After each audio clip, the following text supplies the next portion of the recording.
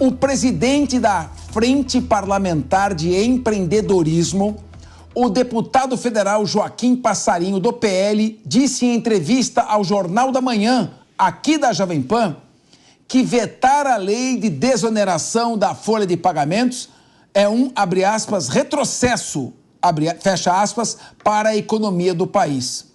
A grande preocupação, diz ele, é que defendemos que a desoneração seja feita para todos os setores. 20% na folha das pessoas que empregam neste país é uma carga muito grande. Nós defendemos uma grande revisão geral. Além disso, Passarinho disse que não é possível compreender a preocupação do governo neste momento, o qual alega que a desoneração é inconstitucional. Aí não, pera um pouquinho, então não era quando a presidente Dilma Rousseff concedeu? Então, vamos debater um pouco este tema. Eu quero começar aqui com meu amigo Emerson Tawil. Querido Emerson, essa questão da desoneração, ela vem desde 2012. É 20% sobre toda a folha salarial. Foi com a desoneração, caiu para 1% sobre a receita bruta. No momento em que nós estamos com as empresas asfixiadas, uma crise econômica mundial, 2 guerras regionais que ameaçam se tornar guerras mundiais, eu não estou exagerando, nós vamos tratar disso mais para frente, falar em reonerar a folha nesse momento, eu queria a sua opinião, meu querido Emerson Tawil. Boa tarde, Capês, boa tarde a todos da bancada, boa tarde à nossa audiência. Mais uma vez o governo vai na contramão de direção. É praxe do governo federal esse tipo de postura. Sem dúvida alguma, a desoneração é medida cabível. Quando você tem um aperto nas suas contas, o que você faz? Você aperta a economia para tentar dar uma vazão maior, para você conseguir se reequilibrar e aí seguir marcha. Mas não, o governo, mais uma vez, tenta inchar as receitas do país, sem dúvida alguma, e quem paga a conta é, sem dúvida, o contribuinte, Capês. Não tem como. Isso é uma falta de compromisso, uma falta de responsabilidade com o dinheiro público e, sem dúvida, eles precisam arrecadar cada vez mais. Não basta só os 17 bilhões já gastos aí pelo presidente da República, precisa cada vez mais. Parece que essa fome, essa ansiedade com esse desejo enorme de dinheiro assola o país e, sem dúvida alguma, é um comprometimento que deve ser não só por parte do governo, mas deve ter as lideranças também dentro do Congresso Nacional, devem fazer uma grande pressão, porque o país não merece isso, principalmente o trabalhador e o nosso contribuinte. Agora, Renato Batista, a desoneração fiscal vem desde 2012 e não era inconstitucional. Agora vai passar a ser inconstitucional, que nem o crime de aborto. Não era inconstitucional. Agora estão discutindo se passou a ser inconstitucional. Eu não estou entendendo mais esse tipo de controle de constitucionalidade. Dizer que é inconstitucional agora passou a ser uma desculpa para você fazer aquilo que você tem vontade e não consegue? Se é inconstitucional, eu pergunto, quem vai ajudar a frente parlamentar? Produção, como é que se chama mesmo aquele ministério que foi criado pelo presidente Lula para acomodar o Márcio França, o principal aliado na campanha vitoriosa do presidente Lula, Márcio França, que levou Geraldo Alckmin todo o centro para perto do Lula e com isso conseguiu uma vitória numa margem apertadíssima. O Márcio França hoje está acomodado no ministério.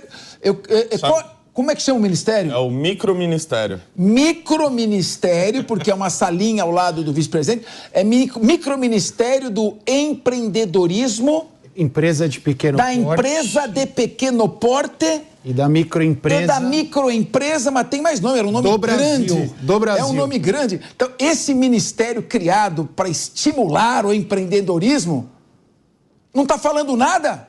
Renato, por favor, ajuda a gente. É tanto micro no nome desse ministério que até o nome ministério agora eles vão colocar o micro antes. Vai ser o microministério, já que ele não tem função nenhuma, sequer pessoas nomeadas nas principais secretarias nacionais desse ministério ainda não foram escolhidas. Sobre a questão da inconstitucionalidade, é sempre utilizada como uma desculpa, não só desse governo, mas de vários. Quando não quer realizar uma determinada coisa, que ele não quer defender, ele fala, não, mas a Constituição não me permite com que eu sancione determinado projeto, e utilizam isso como desculpa. Agora, eu vejo esse governo, principalmente do ministro Fernando Haddad, ele tenta ali, de alguma maneira, aumentar a arrecadação, só que eu vejo que ele faz isso da maneira errada, olhando sempre do lado de aumentar impostos. Então ele fica tentando aumentar impostos das mais diversas áreas e a gente já vê aí uma arrecadação com viés de baixa no futuro. É aquela questão da curva de Laffer. Em determinado momento não adianta mais você aumentar imposto, sendo que a capacidade da população contribuir obrigatoriamente com os tributos, ela chega em determinado teto. Então isso não faz o menor sentido, Fernando Capês. Professora Cássio Miranda, na medida em que você onera uma folha salarial, você torna mais difícil uma contratação. Uma empresa que já está asfixiada pela crise econômica, pela carga tributária no país, vendo que o governo não para de gastar, é uma opção desse governo gastar e, consequentemente, aumentar os tributos. O que ela vai fazer? Nessa percepção, ela vai começar a reduzir custos. Então, nós vamos partir para a mecanização da mão de obra, para a terceirização da mão de obra, e vai gerar desemprego ou informalidade. Então, eu não entendo como seja uma forma de estimular o empreendedorismo e, ao mesmo tempo, estimular até a arrecadação, porque quando você retrai a atividade econômica, cai a arrecadação. Professora Cássio Miranda, queria te ouvir. Capês, boa tarde a você, à audiência e aos meus queridos colegas de bancada.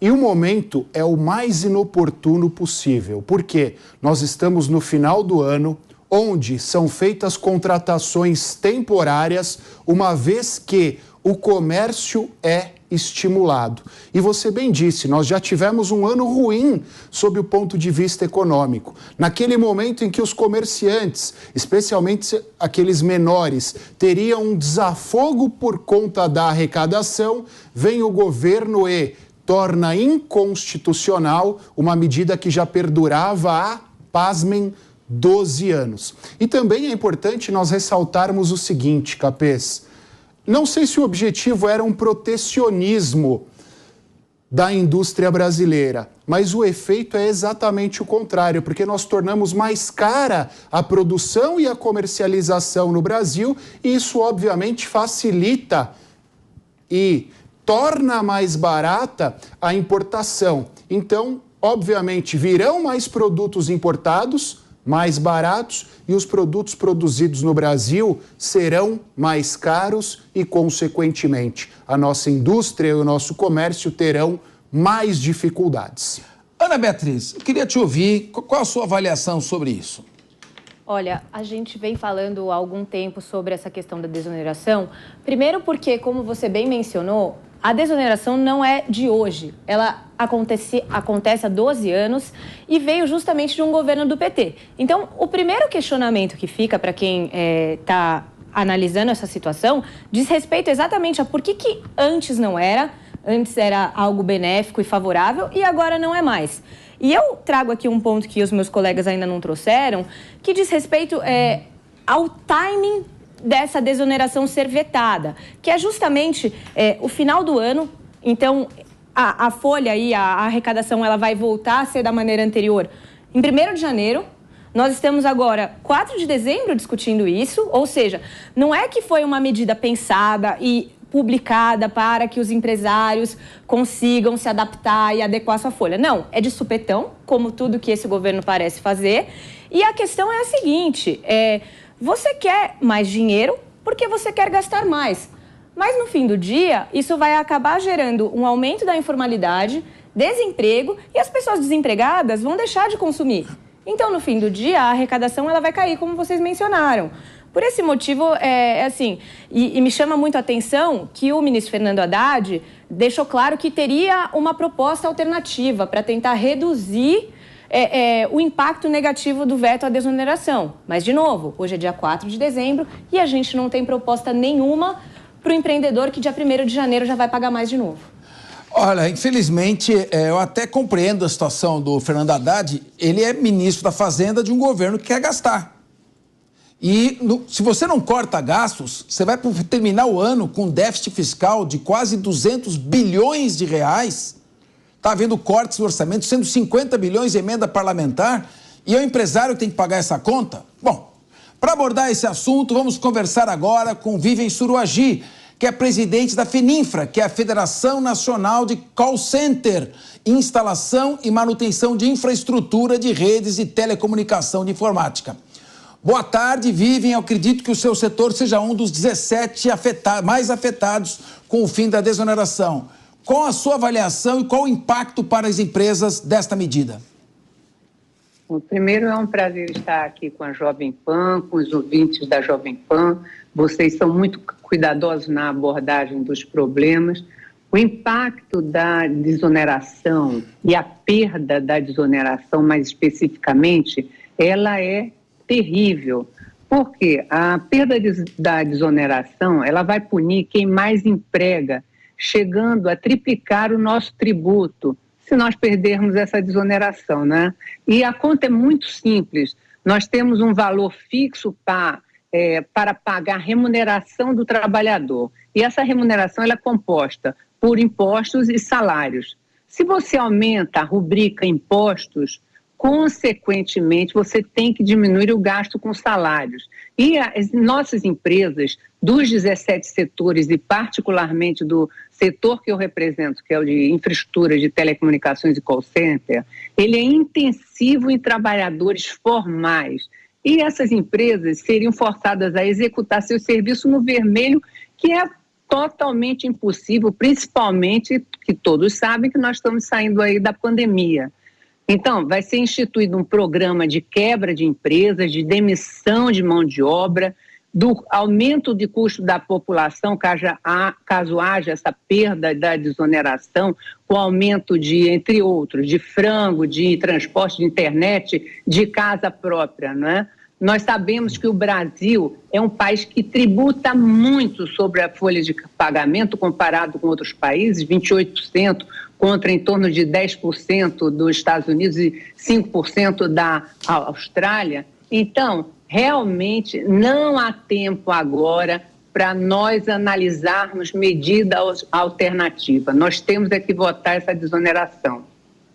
Ô Vivian, quantos trabalhadores o setor de call center emprega e qual a idade média desses trabalhadores? Normalmente não são jovens inserindo no mercado de trabalho com o seu primeiro emprego. Qual vai ser o impacto para isso, por favor?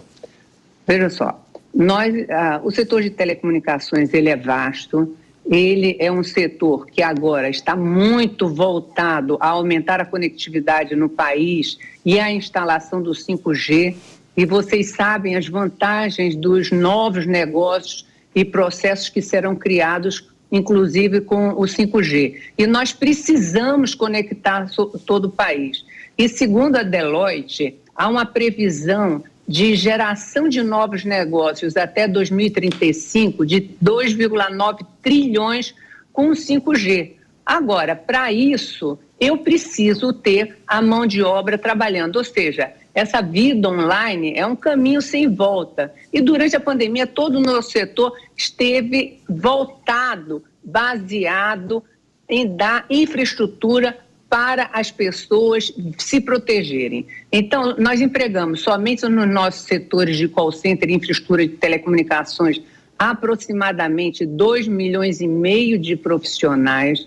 Sem a desoneração, mais de 400 mil trabalhadores serão demitidos em 2 anos. E nós temos 55% de nossas atividades gerais executadas por mulheres ou jovens em primeiro emprego. Além disso, em diversos municípios, nós somos os maiores empregadores.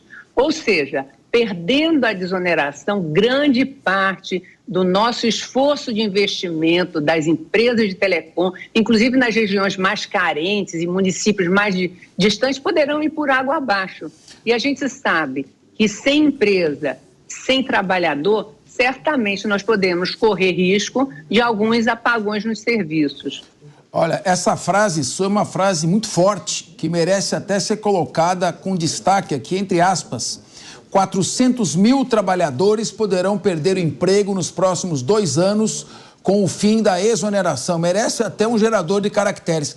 Eu queria te perguntar o seguinte, Vivian, se você certamente está em contato, vocês conversam com outros setores também, que serão atingidos com relação a isso. Na sua avaliação, qual é o risco de uma tendência à substituição da mão de obra humana pela mecanização com o passar do tempo? E qual o risco de passarmos à informalidade e aí ao não recolhimento pleno da folha salarial? Veja, a questão de desenvolvimento tecnológico, ele é inexorável.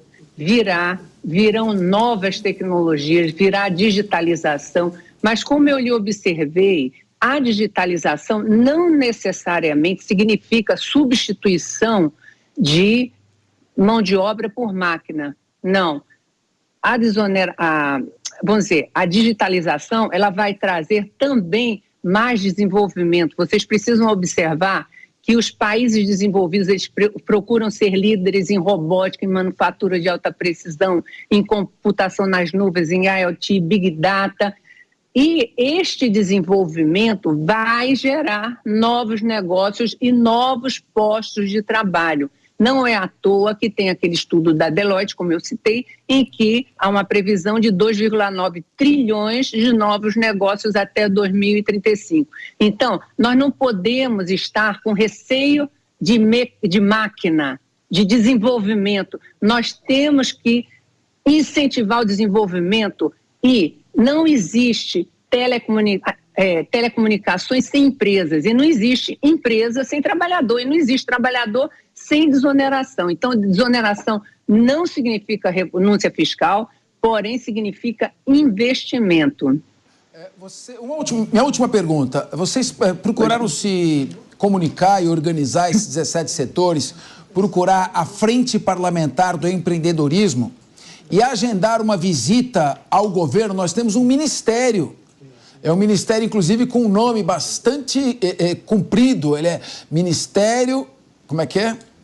Só um minutinho, Livinho. Microempreendedorismo. Ministério do Empreendedorismo. Da microempresa e da empresa de pequeno porte. Do Brasil. Então o governo deve estar dando algum enfoque para isso. Então, não seria interessante também procurar apoio do próprio governo contra essa medida do governo?